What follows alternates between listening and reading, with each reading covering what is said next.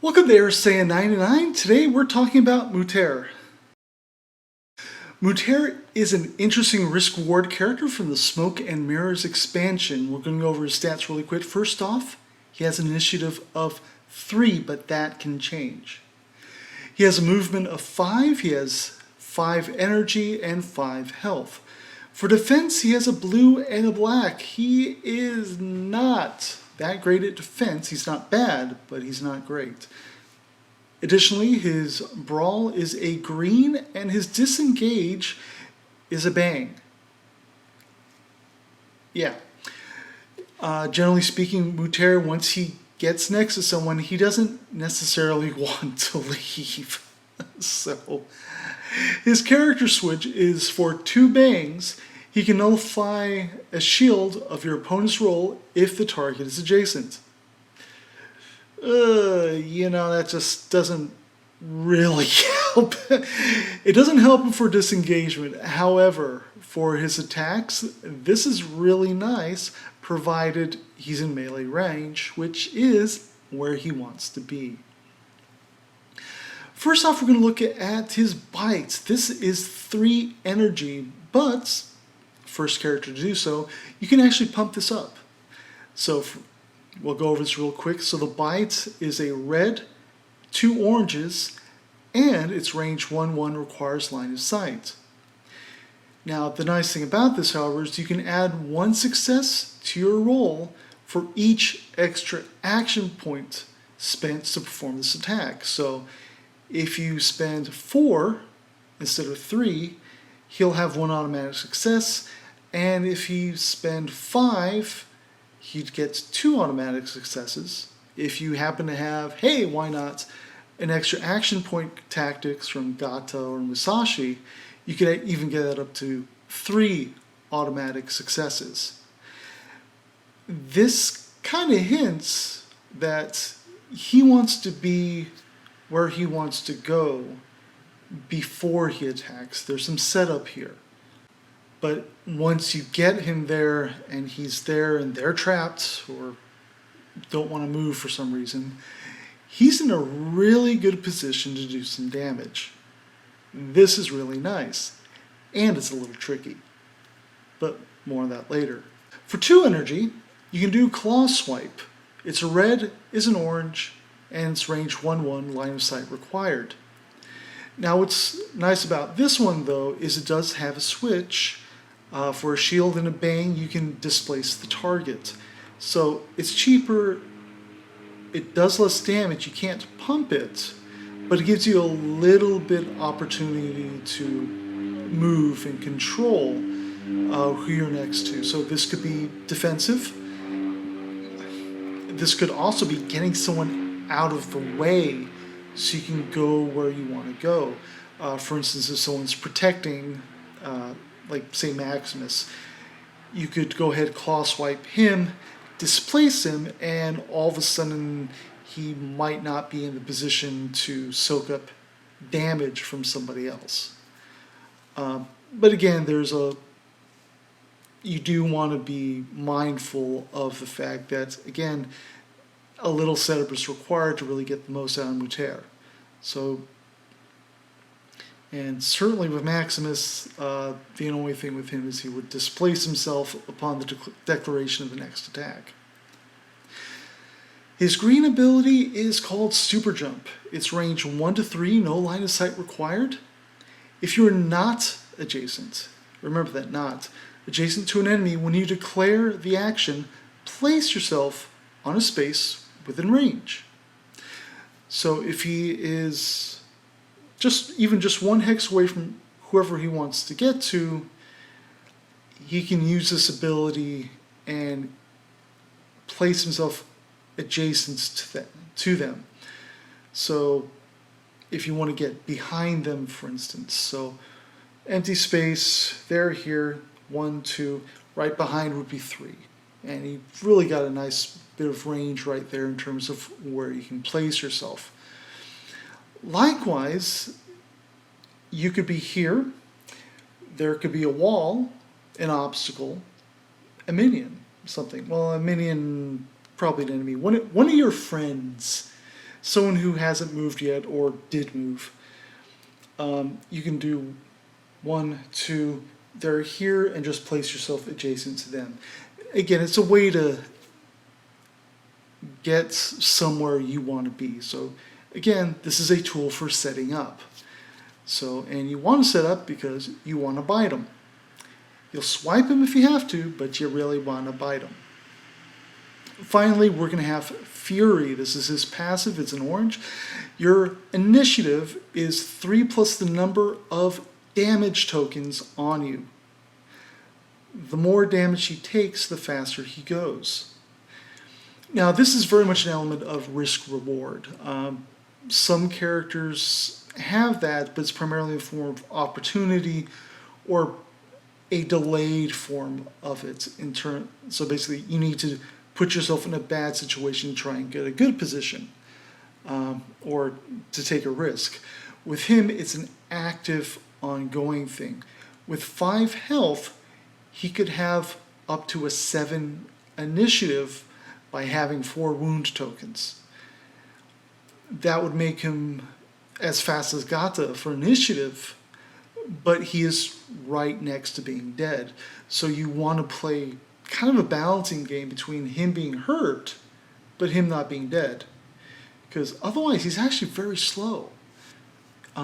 This could be made up for in terms of getting the bonus by having a healer on your team, or if you have Hippolyta from Reckless Hearts, just give him the initiative bonus and don't mess with it. So Fury and Risk Reward leads us straight into Berserker Charge. Before making a roll with Murtair, inflict up to 3 wound tokens to yourself to add that many successes to a roll. So first off, it doesn't specify what kind of roll, so you could actually use this for disengaging. Don't do that. Just use a tactics card. The obvious thing for most people, I think, would actually be using it for more damage. But again, there's this risk-reward element to it, so you can take up to 3 damage to get an additional 3 successes. Mind you, that's not guaranteed to actually make it through. But in the next round, you will have that much higher initiative. But again, you're hurting yourself to get this. So if you're not in a position for, say, bite, where you have the energy to pump it up, you could use Berserker Charge. Likewise, you could use it with Claw Swipe to give it a little extra oomph. If you're short on the energy, or you need the displace more than you need pure damage, you need kind of both.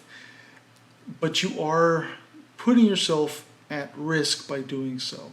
And that's really what makes him interesting, but a little challenging to play. You need to manage how much risk you're taking and the benefits you hope to get from it. So, next up is Unbridled Fury. During the action step of Murtair's activation, inflict up to 3 damage to yourself to displace yourself that many times. So that crappy disengage agility roll, you could use this. Likewise, if you really need to get somewhere, and you have to make those disengage rolls out, this would be the way to do it. There's just any number of things really for the discipline. If you just need to get to the scoring zone, if you need to get up to an enemy, but again, it's risk reward. You're going to have a higher initiative, you're going to have less health, you'll be easier to take out. You don't want to overextend yourself, which I've done with Murtair a number of times, that you can't survive to the next round to take advantage of the position you put yourself in. So, Berserker Charge, Unbridled Fury, play them carefully, play them thoughtfully. They should be very intentional choices. We've got Track as the next tactics card during the action step of Murtair's activation. Place yourself on any free space within range 1 to 5, no line of sight required, that is adjacent to a target that has at least one wound target token. So this is thankfully no damage to yourself, but can help you get a hold of enemies that might be a little more slippery or better defended. Maybe they're in a good position away from everyone else. You effectively have a range 1 to 5 teleport right next to them. And since they are already damaged, that kind of makes things easier for you. And because you're placing yourself, you're not spending any energy, which lets you use bite and possibly use it to the full extent of what it can be done. So you could get a 5 energy bite in. That's good.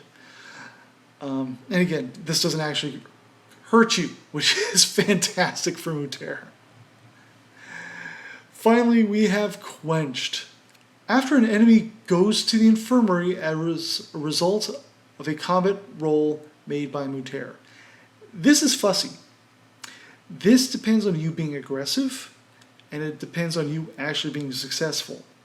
And this is the reward part of risk reward as well. Heal all damage from Murtair. This is a single time heal, obviously. If you have ways to fish it back out, fantastic. If you have ways to fish this card up, that's good. Obviously, the synergy here would be, frankly, with either Berserker Charge or a. So the synergy here would be with Unbridled Fury or Berserker Charge, but frankly, he's going to take damage. There's really no two ways of getting around it. But if you don't have a healer on your team, this would be a good addition. If you're using the TCOM Tactics deck, there's that kind of what-if card with Oberon on it, where you can bring in a third Tactics card.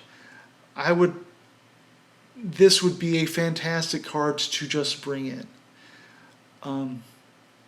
Certainly, in the early game, Murtair is not likely to have much damage on him, therefore maybe it's not as necessary. But as the game goes on, and certainly once you hit round 3 and any trips in the infirmary really hurt your capacity to keep going, this is a good card. It's like, I'm bringing that in.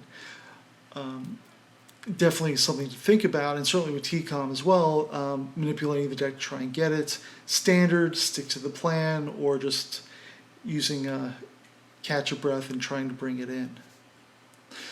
Murtair is a very interesting character. He is obviously a damage hound, and that is the way he contributes to the team.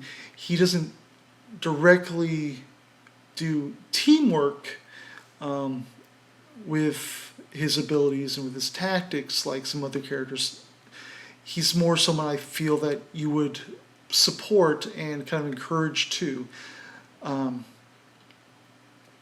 And as a part of that, he's kind of the nail in your team. He's that hard point.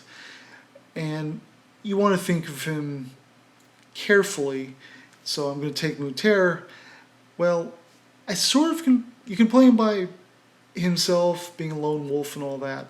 I think he is much better with someone who can actually support him one way or another.